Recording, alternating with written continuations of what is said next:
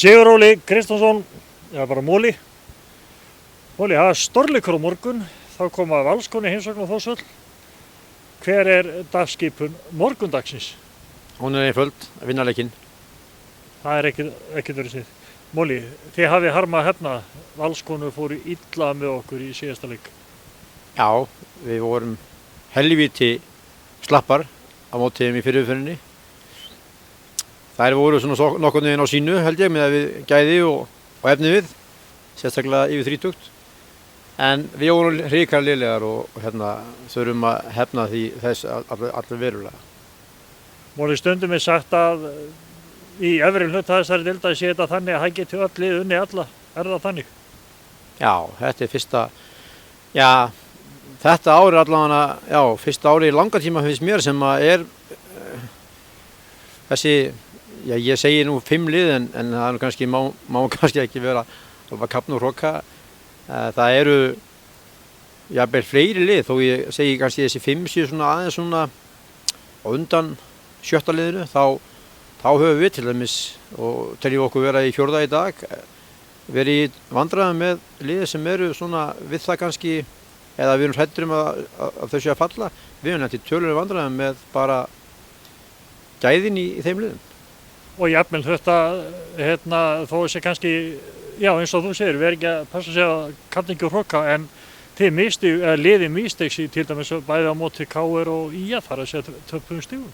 Já, við náttúrulega erum alltaf að tala um það að okkur vantar þessi stig, en okkur vantar alveg örugglega stigin á móti KR hérna, þar sem að skottilraunir á mark voru 27 hjá okkur og 3 hjá KR og leikurinn fyrir 1-1. Það er ekki venjulegt, en við vorum betri á móti Skaganum, en þær eru á upplið, þannig að þær eru eftir að býta frá sér í þessu leikja sem eftir er. Valskónu, þær eru 5 stigum á undan okkur, þannig að við getum næsta hælan á þeim með því að ná góðum úrslitum á morgun. Já, það er náttúrulega okkur býðst á morgun að fara með þetta bil úr 4. í 3. í 2 stig og það er bara alveg hrikalega gott boð. Og standa vonir til þess að reyna að grípa þá gæs? Já, við komum í þetta boð með gjafir og allt og tökum þetta.